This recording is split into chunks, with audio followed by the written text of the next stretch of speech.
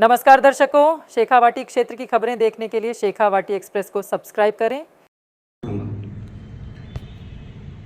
आज 31 मई को श्री शार्दुल सिंह शेखावत छात्रावास झुंझुनू में सहभागी राजपूत परिवार की प्रेस वार्ता थी। सहभागी राजपूत परिवार मंच में राजपूत, कायमखानी राजपूत, रावणा राजपूत, चारण राजपूत, राजपुरोहित, SC ST की सभी जातियां, अधिकतम पिछड़ा वर्ग, वास्तविक पिछड़ा वर्ग, अनारक्षित वर्ग सहित हिंदू एवं मुस्लिम धर्म सहित सभी धर्मों को मानने वाले और सहभागी सोच रखने वाले नागरिक शामिल हुए हैं। इसके अंदर हमारा आज का जो विषय था, जो हमने काल्पनिक झुंझा जाट हटाओ, राजस्थान का गौरवमय इतिहास बचाओ महासभा श्री शार्दुल सिंह शेखावत छात्रावास में 22 जून की तय करी थी, वो हमारे समाज के सहभागी समाज के कुछ प्रबुद्धजनों ने हमें 20 जुलाई करने के लिए कहा था। अब हमने तय करा है कि वो जो महासभा और उसके बाद में महारैली होगी, वो अब 20 जुलाई रविवार को श्री शार्दुल सिंह शेखावत छात्रावास झुंझुनू में सुबह 10 बजे से 1 बजे तक महासभा होगी। उसके बाद में महारैली की शेप में वो झुंझुनू के कलेक्टर महोदय को राष्ट्रपति उपराष्ट्रपति के नाम ज्ञापन देकर शांतिपूर्ण तरीके से समाप्त होगी। इतिहास बहुत ही गंभीर विषय है। इतिहास आपको ये बताता है कि आपकी बैकग्राउंड क्या थी और आप आगे भविष्य में क्या करने वाले हैं। इतिहास के ऊपर अतिक्रमण किसी भी सूरत में नहीं बर्दाश्त किया जा सकता, खास तौर पर जब वो राजस्थान का, जिस राजस्थान के गौरवमय इतिहास को पूरा विश्व पढ़ाता है, उसके ऊपर अगर अतिक्रमणवादी सोच हमला करती है तो उसको कोई भी बर्दाश्त नहीं करेगा।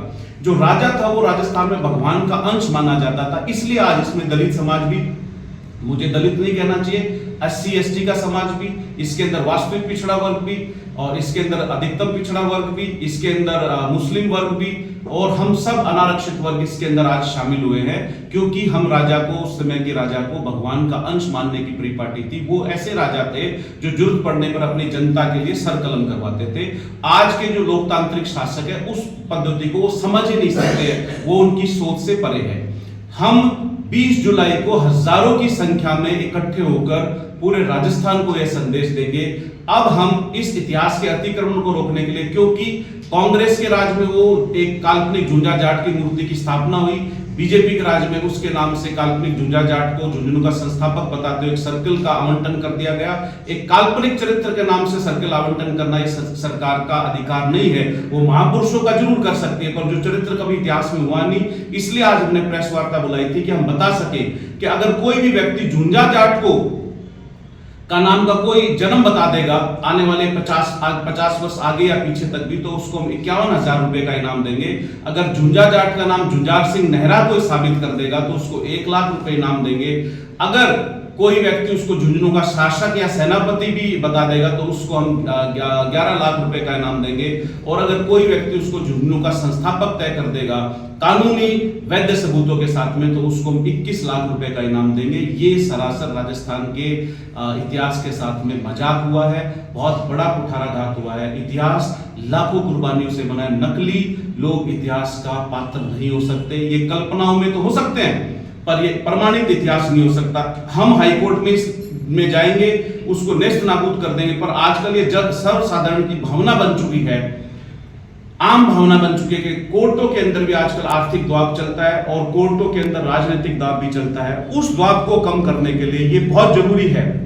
मैं खास तौर पर झुंझुनू, सीकर, चूरू, नागौर, जयपुर के सहभागी सोच रखने वाले नागरिकों से अनुरोध कर रहा हूं कि आप उस रैली में 20 जुलाई को अधिक से अधिक हजारों की संख्या में पधारिएगा। नहीं तो एक उससे जन जागरण होगा, आपको पता चलेगा कि राजस्थान का सही इतिहास क्या था। दूसरा विषय ये कि सरकार जो कोर्ट के ऊपर दाब देती है वो बंद हो जाएगा। उसके तुरंत बाद अगस्त के प्रथम सप्ताह में हम ये झुंझा जाट के काल्पनिक चित्र को लेके माननीय न्यायालय की शरण लेंगे और हम इसको बहुत शक्ति के साथ में निपटेंगे। क्योंकि झुंझुनू के अंदर ये कैंसर की शुरुआत करीब 2 दशक पहले हुई थी, लोगों को अवेयरनेस नहीं थी, उस चक्कर में ये चारों तरफ फैल गया।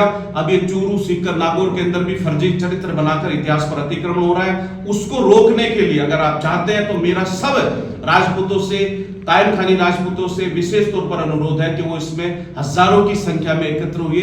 इसके अंदर पहली बार आपके साथ में दलित समाज भी आएगा, SC ST का समाज आएगा, वास्तविक पिछड़ा वर्ग भी आएगा, मुस्लिम वर्ग भी आपके साथ आएगा, क्योंकि वो भी राजस्थान के महापुरुषों को अपना राजा मानते हैं। और उनके राज में भी वो बहुत हजारों वर्षों तक उन्होंने सहभागिता से राज करा था, सबको साथ लेके राज करा था। राज के अंदर सबकी अपनी अपनी सहभागिता थी। हमें याद रखना पड़ेगा कि अगर राजस्थान के अंदर भक्त शिरोमणि मीराबाई साहब थे तो संत शिरोमणि रविदास जी थे, जो आज एससी वर्ग से आते हैं। इन सब बातों को ध्यान में रखते हुए सहभागी सोच रखने वाले सभी नागरिकों से अनुरोध है कि उस दिन शार्दुल सिंह शेखावत छात्रावास में एक कीड़ी रखने की भी जगह नहीं बचनी चाहिए। इतनी बड़ी संख्या में हमको एकत्र होना है। जय सहभागी सोच की। जय हिंद, जय भारत, जय जय राजस्थान।